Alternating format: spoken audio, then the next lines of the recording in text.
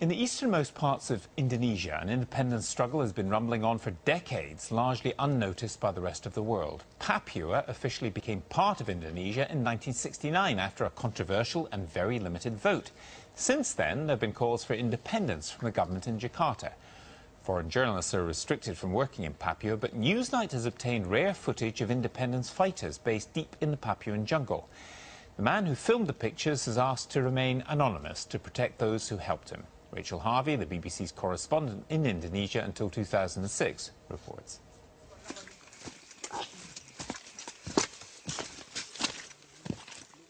Papua's freedom fighters.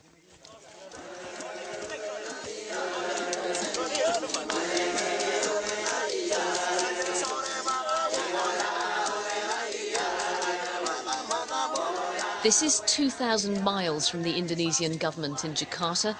Culturally, it feels even further.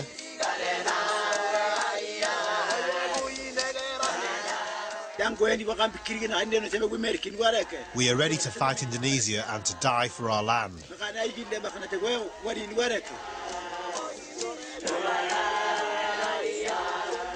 Papua is a land of mountains and jungle, roughly the size of Spain. For decades, a low-level battle for independence has been waged here. Few foreigners venture beyond the main towns. This remote highland outpost is Wamena.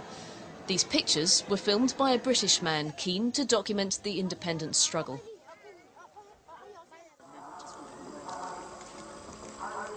From here, he travelled undercover, aided by local activists and without the permission of the Indonesian authorities. It took 9 hours by car and a further 16 hours trekking through the jungle to reach the stronghold of the Free Papua Movement rebels. From one hilltop to another, a smoke signal confirms the approach of friends, not foe. Misunderstandings could be fatal. The greeting rhythmically reinforced. The response, a distant gunshot.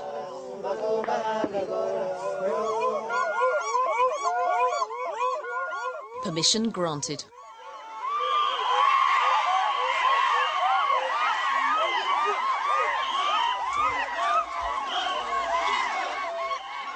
The camp's reception committee.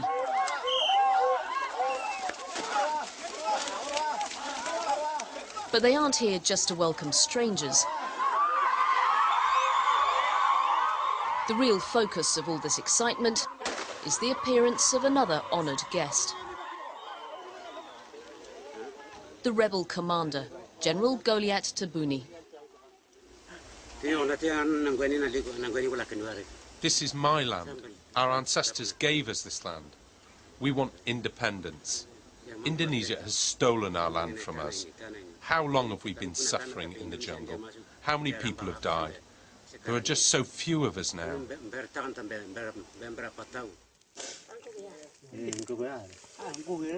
The roots of the struggle run deep. Papuans don't look like other Indonesians, they're Melanesian, ethnically closer to Aboriginals than Asians. Their integration into the wider archipelago in the 1960s was controversial.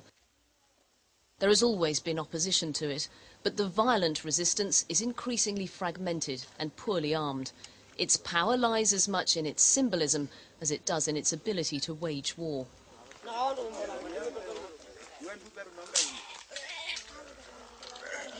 Many Papuans feel their culture and identity is slowly being eroded.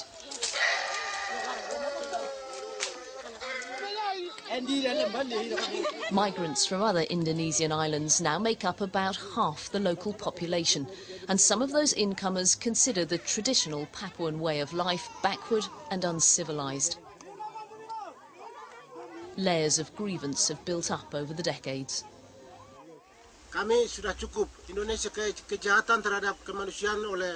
We've had enough.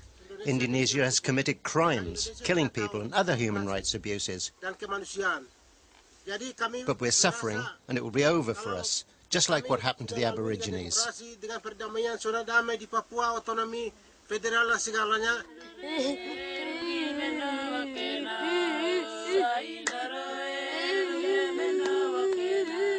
Future fears lamented. What will we do when our husbands have all been killed, sing the women in the rebel camp. Over the years, there have been serious abuses committed by the Indonesian security forces, and the police and military are in Papua in large numbers. The Indonesian security forces are always looking for us, for anyone talking about independence. We have to keep running away. When we go back to our farmland, sometimes they are still hiding there. They arrest us and sometimes rape the girls.